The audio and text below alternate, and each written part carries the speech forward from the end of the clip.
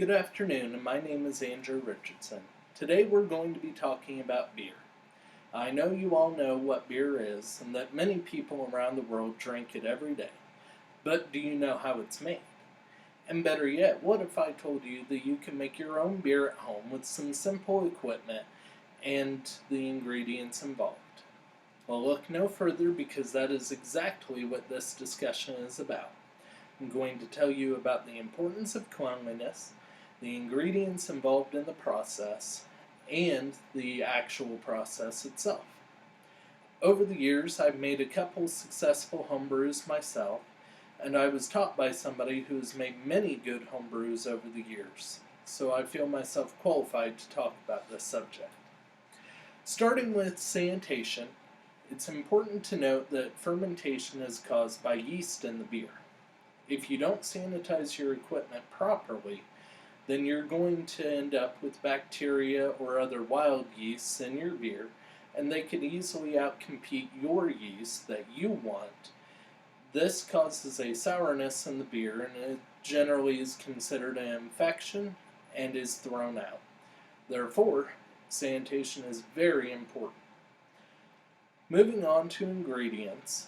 The ingredients involved is, of course, water, a malted cereal grain that is generally barley, as well as hops, which is used for bittering taste, aroma, as well as to preserve the life of the beer.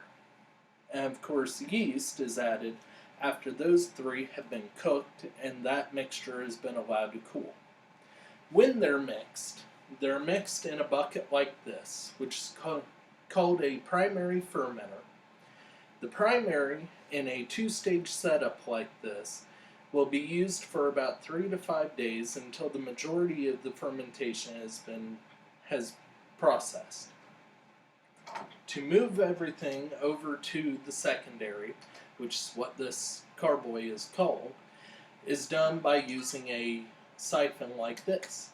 This keeps as much oxygen out of the system as possible without actually having to stir up the beer.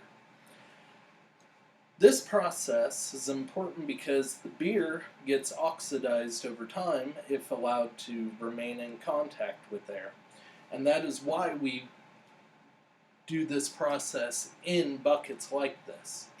We also use a bubbler airlock like this, which allows CO2 to escape that is produced by the yeast without actually allowing contact with O2 outside of the system.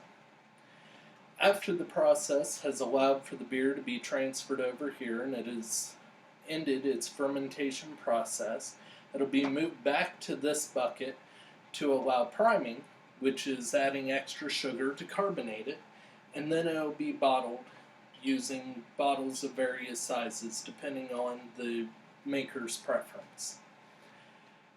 All this being said, beer has been made this way for about 30 or so years, and the actual process that this is the basis of has been made this way for a long time.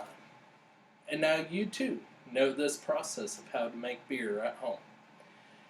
Thank you for listening to this speech. I hope you have a wonderful night.